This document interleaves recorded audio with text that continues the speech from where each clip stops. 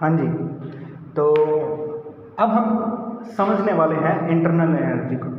Internal energy है वो thermodynamics की पहली सीढ़ी है, यानी इंटरनल एनर्जी को समझे बिना हम थर्मोडायनेमिक्स को नहीं समझ सकते। सो पहला क्वेश्चन हमारे मन में उठता है, व्हाट इज इंटरनल एनर्जी। इसको समझते हैं एक एग्जांपल से। मान लीजिए कि आपके पास एक ग्लास है और उसके अंदर कोई भी एक लिक्विड है। आपसे पूछा जाए कि इस ग्लास में जो लिक्विड है या इस जो सिस्टम है, एक सिस्टम है, इसकी इंटरनल एनर्जी ज़्यादा है या कम है, यानी इसकी एनर्जी कम है या ज़्यादा है। तो आप क्या करोगे, इसमें एक थर्मामीटर डाल दोगे और आप इसकी जो टेम्परेचर कितना है वो चेक करके आप बता दोगे कि यदि टेम्परेचर है वो ज़्यादा है तो आप बता दोगे कि जो इसकी इंटरनल एनर्जी U है वो भी ज़्यादा है, या टेम्परेचर है वो कम है तो इसकी इंटरनल एनर्जी U भी कम है। क्या ये सही है कि सिर्फ आप टेम्परेचर नापकर आप इसकी इंटरनल एनर्जी की बात कर रहे हैं? ये एकदम सही नहीं है, क्योंकि आप टेम्परेचर नापकर इसकी जो थर्मल एनर्जी है उसके बारे में बता रहे हो, और इंटरनल एनर्जी है वो इसकी टोटल एनर्जी है, यानी किसी भी सिस्टम की टोटल एनर्जी होती है उसी को ही हम क्या कहेंगे, इंटरनल एनर्जी कहते हैं। अब टोटल एनर्जी में कौन कौन से होते हैं, यानी इसके अंदर अगर वाटर है, यदि इसमें वाटर है तो इसमें हाइड्रोजन बॉन्डिंग भी होगी, हाइड्रोजन बॉन्डिंग के कारण भी इसकी एनर्जी होगी। इसके अलावा क्या होगा, हाइड्रोजन के बीच में जो हाइड्रोजन मॉलिक्यूल है इसके बीच में ये जो बॉन्डिंग है इसके कारण भी एनर्जी होगी। इसके बीच में जो मॉलिक्यूल के बीच में इंटरेक्शन, अन्य प्रकार के इंटरेक्शन हैं, इनके कारण भी एनर्जी होगी। यानी किसी भी सिस्टम के अंदर हम सिर्फ एक एनर्जी को डिफाइन करके हम नहीं बता सकते कि उसकी टोटल एनर्जी इतनी है। हम उसकी टोटल एनर्जी को ही हम क्या कहेंगे, इसी सिस्टम की जो टोटल एनर्जी है, टोटल एनर्जी है उसी को ही हम क्या कहेंगे, U कहेंगे। हम आपके बुक में E से भी डिनोट किया हुआ है और U से भी डिनोट किया हुआ है इंटरनल एनर्जी को। हम यहाँ पर सुविधा के लिए U लिखेंगे ताकि कोई कंफ्यूजन ना हो आगे थर्मोडायनेमिक्स में। तो टोटल इंटरनल एनर्जी है उसको क्या कहेंगे, U। अब क्वेश्चन उठता है कि क्या आप U को नाप सकते हो। आप U को कैसे नाप सकते हो, फिर से वही एग्जाम्पल लेते हैं। तो इसके अंदर जो सभी प्रकार की एनर्जी है, जो केमिकल एनर्जी भी हो सकती है, थर्मल एनर्जी भी हो सकती है, वो सभी प्रकार की क्या है, U है, यानी इंटरनल एनर्जी है। मान लो कि ये जो सिस्टम है इसको हमने बाहर से एनर्जी दे दी 50 जूल, 50 जूल एनर्जी दे दी, और इसके बाद में पहले तो इसकी एनर्जी U1 थी, इंटरनल एनर्जी, लेकिन जब हमने 50 जूल दी तो इसकी एनर्जी हो गई U2, यानी एनर्जी इसकी बढ़ गई जब हम इसको सिस्टम को एनर्जी दे दी। अब आपसे पूछे कि इसकी कितनी एनर्जी होगी, तो इसके लिए आपको पहले U1 पता होनी चाहिए, यानी U1 पता होगी तभी आप इसकी जो U2 है वो बता सकते हैं। यानी अब हम क्या कर सकते हैं, क्या हम किसी सिस्टम की U1 यानी इंटरनल एनर्जी को नाप सकते हैं? बिल्कुल नहीं। अभी तक साइंस ने इतनी तरक्की नहीं की है कि हम किसी भी सिस्टम की टोटल एनर्जी को नाप सकें, लेकिन हम क्या कर सकते हैं, जैसे U2 माइनस U1 पूछे आपसे तो वो कितनी है, हमें पता है, हमने 50 जूल दी है, तो यानी जो डेल्टा U है, इंटरनल एनर्जी में जो चेंज है इसको नापा जा सकता है, और उसको हमने अगर दी है तो हम इसको बता सकते हैं कि जो डेल्टा U है, चेंज इन इंटरनल एनर्जी है, वो कितनी है। यानी हम U1 या फिर U2 को हम नहीं नाप सकते, हम किसको नाप सकते हैं, delta U, change in internal energy को माप सकते हैं, मेजर कर सकते हैं। अब इसको समझते हैं, यानी हमें जो थर्मोडायनेमिक्स है इसमें क्या पढ़ना है, delta U, change in internal energy पढ़नी है कि कितनी होती है और कैसे कैसे चेंज किया जा सकता है इंटरनल एनर्जी में। अब समझते हैं जो इंटरनल एनर्जी है इसमें चेंज कैसे किया जा सकता है, चेंज इन इंटरनल एनर्जी। इसके हमारे पास 3 तरीके हैं। हम इसको हीट दे सकते हैं, जिसको हम हीट से स्मॉल q से रिप्रेजेंट करते हैं, या फिर हम इसके ऊपर वर्क करके भी हम इसकी एनर्जी को बढ़ा सकते हैं, या इससे वर्क लेके इसकी एनर्जी को कम कर सकते हैं। या फिर हमारा एक और तरीका है, वो क्या है, हम इसमें कोई भी है जो भी मॉलिक्यूल है उसमें हम कोई भी पदार्थ मिला दें, कोई भी पदार्थ है वो इस सिस्टम में डाल देंगे तो क्या हो जाएगा, इसकी एनर्जी कम या ज़्यादा हो जाएगी कि अगर हम पदार्थ को निकाल रहे हैं, मैटर को निकाल रहे हैं, वो क्या हो जाएगा, एनर्जी को कम कर देगा। अगर हम उसमें मैटर डाल रहे हैं तो वो एनर्जी को बढ़ा देगा। यानी हम थ्री वे से हम एनर्जी को बढ़ा या फिर घटा सकते हैं। यानी चेंज इन इंटरनल एनर्जी है उसके 3 वे हैं, Q यानी हीट देके, W यानी उस पर वर्क करके या फिर उससे वर्क लेके, और तीसरा है उसमें पदार्थ की मात्रा मिला के। हम किसी भी सिस्टम है, जैसे हमने जो ग्लास लिया था उसमें जो लिक्विड था, इसकी जब हम इंटरनल एनर्जी चेंज की डेल्टा U की बात करते हैं तो हम इसमें कोई भी और लिक्विड नहीं डालेंगे ताकि हम सिर्फ इस सिस्टम की बात कर सकें, क्योंकि ज़्यादातर हमारे पास सिस्टम है वो क्लोज्ड होते हैं। हम स्टडी करते हैं जिस सिस्टम की, वो क्लोज होता है। अगर क्लोज है तो हम बाहर से उसमें कोई भी मैटर है, वो सब्सटेंस है, वो नहीं डाल सकते। तो हम क्या करेंगे, N को यहाँ पर छोड़ देंगे। हम सिर्फ और सिर्फ Q और W से जानेंगे कि हीट देके या फिर वर्क करके हम उसकी एनर्जी कैसे चेंज कर सकते हैं। देखते हैं हीट और वर्क से।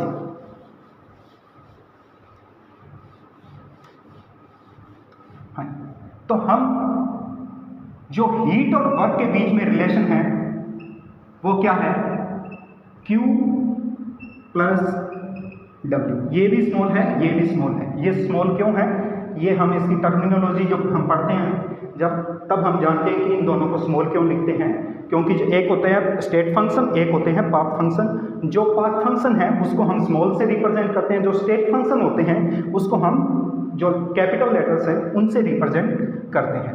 तो ये रिलेशन निकल के आता है हमसे, हमें जो वर्क है और वर्क में चेंज करके या फिर हम उसकी एनर्जी में चेंज करके और उसको हीट में चेंज करके हम उसकी इंटरनल एनर्जी में कितना चेंज कर सकते हैं, ये रिलेशन है। अब मान लो कि हमारे पास कोई सिस्टम है, कोई भी सिस्टम है, हमें इसको हीट दी, Q हीट दी और हमें इससे वर्क निकला W, स्मॉल w। तो इसकी इंटरनल एनर्जी कितनी होगी, हमें इसको कितनी हीट दी है, हीट दी है प्लस Q का मतलब हमें इस सिस्टम के अंदर हीट डाल रहे हैं, तो ये आ गया प्लस Q।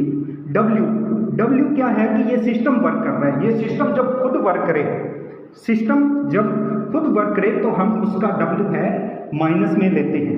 यदि हम सिस्टम पर वर्क कर रहे हैं तो उसका W हम प्लस में लेते हैं। यदि हीट बाहर निकाल रहे हैं तो इसको हम माइनस Q से लिखते हैं। ये साइन है वो बिल्कुल ध्यान रखना। तो यहाँ पर जो साइन है, यहाँ पर साइन है वो इंपॉर्टेंट है कि Q है वो प्लस का है, इसका मतलब क्या कर रहे हैं, हम हीट सिस्टम के अंदर डाल रहे हैं।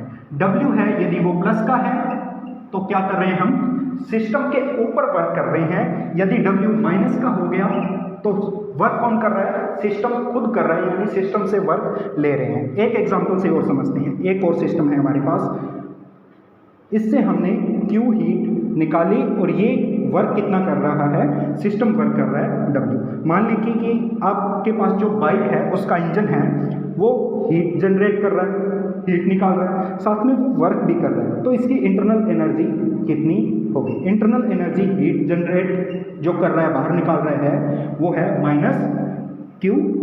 और वर्क कितना कर रहा है, वर्क खुद कर रहा है सिस्टम, तो इसके लिए माइनस का साइन लगाएंगे, माइनस W। तो ये आता है इस प्रकार के सिस्टम के लिए। तो यानी ये जो यहाँ पर जो आपकी इक्वेशन लिखी हुई है delta U equal to Q plus W, इसमें जो साइन है वो किस हिसाब से लगेंगे कि आप सिस्टम के साथ में क्या प्रोसेस कर रहे हो। आप सिस्टम को Q हीट दे रहे हो या बाहर निकाल रहे हो, आप उसके वर्क करवा रहे हो, यानी सिस्टम के ऊपर वर्क कर रहे हो, वर्क बाय द सिस्टम है या फिर वर्क ऑन द सिस्टम है, on the system, work on the system,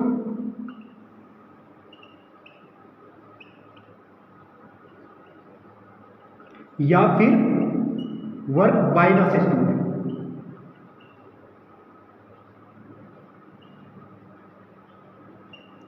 अब इन दोनों में फर्क क्या है, जब सिस्टम है खुद वर्क करे तो इसको क्या कहेंगे, वर्क बाय द सिस्टम।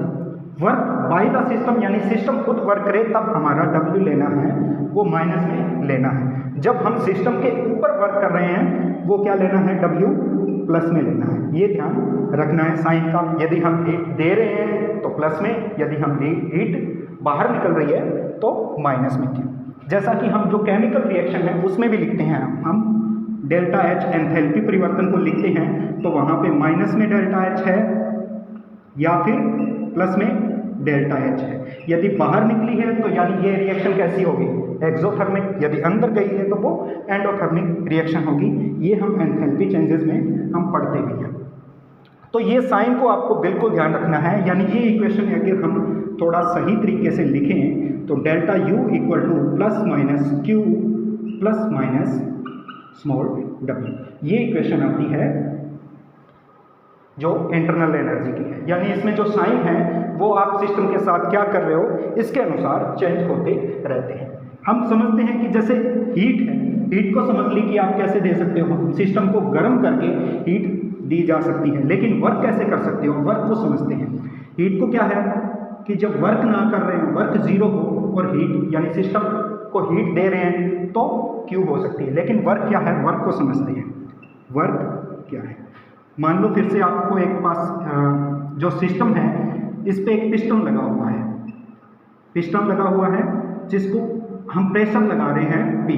पहले इसका वॉल्यूम है V1, जब हमने P प्रेशर लगाया उसके बाद में इसका वॉल्यूम हो गया V2, यानी थोड़ा कंप्रेस हो गया, इसका वॉल्यूम कम हो गया। तो इसके द्वारा जो वर्क है वो कैसे लिखा जाएगा, इसके द्वारा वर्क लिखा जाएगा P डेल्टा V। अब ध्यान रखना जो डेल्टा V है वो है V2 माइनस V1। यहाँ पर जब हम प्रेशर लगा रहे हैं तो V2 है वो कम आएगा और V1 ज़्यादा है, क्योंकि पहले वॉल्यूम ज़्यादा है बाद में कम हो रहा है, तो ये नेगेटिव वैल्यू आएगी, नेगेटिव वैल्यू आएगी। इस नेगेटिव वैल्यू को हम जब हम सिस्टम के ऊपर वर्क कर रहे हैं तो हमने डेल्टा जो हमारा वर्क है वो कैसे लिखा था, पॉजिटिव लिखा था।